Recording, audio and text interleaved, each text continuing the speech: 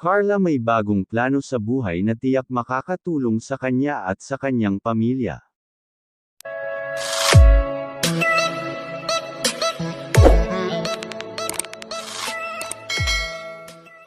Ang kwentong pag-uusapan natin ngayong araw ay patungkol sa Part 31 ng Jump Car serye na kung saan ay sinabi ni Calling Up Rob na magbablog na rin ang ating idol na si Carla.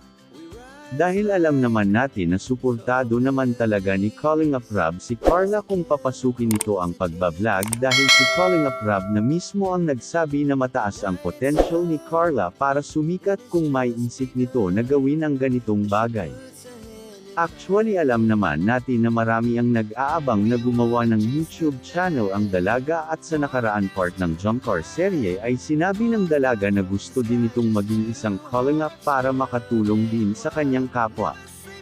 Kaya kung maisip man ni Carla na pasukin ang pagbablog ay naku panigurado mabilis po siyang sisikat dahil alam naman natin kung gaano kamahal ng mga fans ang dalaga. Kaya tiyak na aabangan talaga ito ng kanyang mga taga-suporta.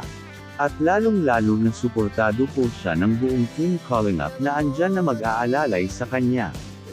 At kung mangyari man na pasukin ng dalaga ang pagbablog tiyak na malaking tulong po ito sa kanya at sa kanyang pamilya.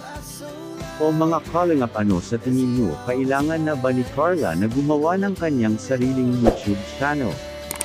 Please comment down below at pag-uusapan natin yan sa susunod na video, at bago po matapos ang kwentong ito ay nais ko po muna kayong lahat batiin ng isang mapagpalang araw at kung bago lang po kayo sa aking channel ay hiling ko po sana na huwag niyong kalimutan mag-like at mag-subscribe. Salamat po, and also don't forget to subscribe Calling Up Rob, Tuna Jomar Vlogs at ang ama ng Calling Up Val Santos Matubang.